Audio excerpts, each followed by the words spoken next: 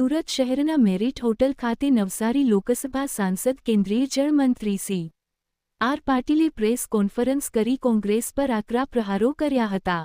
કેન્દ્રીય મંત્રી C R પાટીલે જી રામજી યોજનાના અમલીકરણ અને તેના ફાયદાઓ વિશે જણાવતા કોંગ્રેસ પર આકરા પ્રહારો કર્યા છે.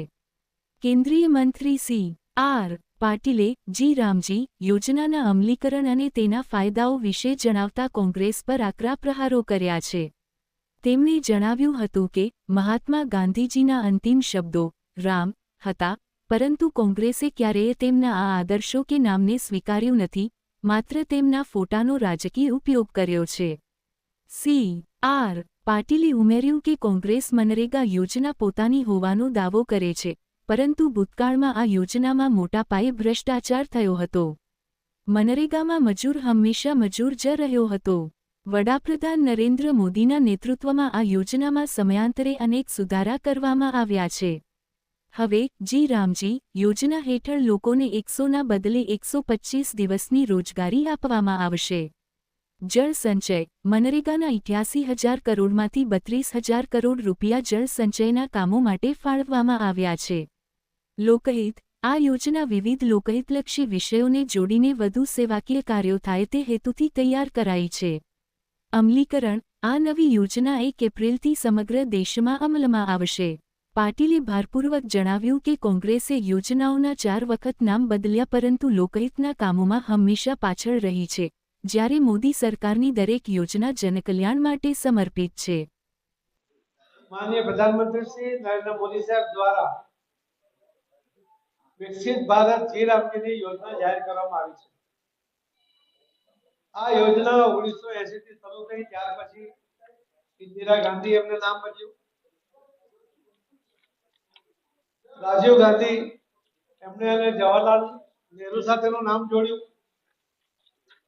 2005માં સોનિયા ગાંધી અને મનમોહનસિંહજીએ નરેગાના નામથી આ યોજના ચાલુ કરી અને ત્યાર પછી એને મનરેગા તરીકે મહાત્મા ગાંધીનું નામ જોડ્યું. વીબી જી રામજીની આ યોજના એ ફક્ત નામ બદલવાની યોજના નથી, પણ અનેક સુધારા સાથે કે જે મનરેગાની યોજનાને કારણે અનેક ભ્રષ્ટાચાર થતા હતા. આ દેશમાં મજૂરો ઉત્પન્ન કરવા માટેનો પ્રયત્ન થતો હતો, કે આ યોજનામાં મૂળભૂત રીતે જ માટીકામ, ખોદકામ અને જે બીજું કશું કામને મહત્વ આપ્યું જ નહોતું. તો દેશમાં અનેક ટેલેન્ટ પડી છે, એને પણ એનો લાભ મળે, કૌશલ્ય ધરાવતા લોકોને પણ એમાંથી કામ મળે, એના માટે આ વીબીજી રામજીની યોજના માનનીય પ્રધાનમંત્રી મોદી સાહેબે એ બનાવી છે. અને એમાં જે મનરેગામાં 100 દિવસ એમાં કામ મળતું હતું, જી રામજીમાં 125 દિવસનું કામ મળશે. મનરેગામાં 15 દિવસે પૈસા આપતા હતા, જી રામજીમાં 7 દિવસના પૈસા મળશે. કોંગ્રેસના મનરેગાની યોજના એ 35,000 કરોડ રૂપિયામાં ફાળવેલા હતા. માનનીય પ્રધાનમંત્રી શ્રી નરેન્દ્ર મોદી સાહેબે 95,000 કરોડ રૂપિયા જી રામજી માટે ફાળી આપ્યા છે.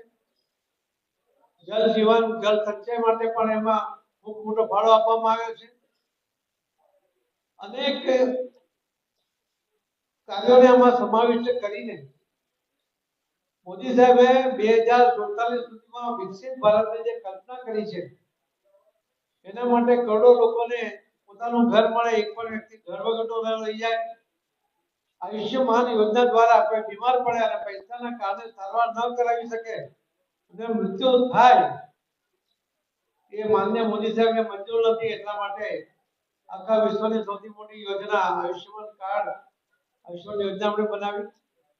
80 કરોડ લોકોને માથાથી 5 કિલો અનાજ ફ્રી આપવા માટેની યોજના ચલાવે છે, કે જે ગરીબ લોકોને એમાંથી રાહત થાય. ઉજ્જવલા યોજના હેઠળ બહેનોને ગેસના કનેક્શન મળ્યા. મુદ્રા યોજના હેઠળ લોન મળી. અનેક બેંકોમાં અનેક લોકોના બેંકમાં એકાઉન્ટ ખુલતા નહોતા, દરેકના એકાઉન્ટ ખુલ્યા.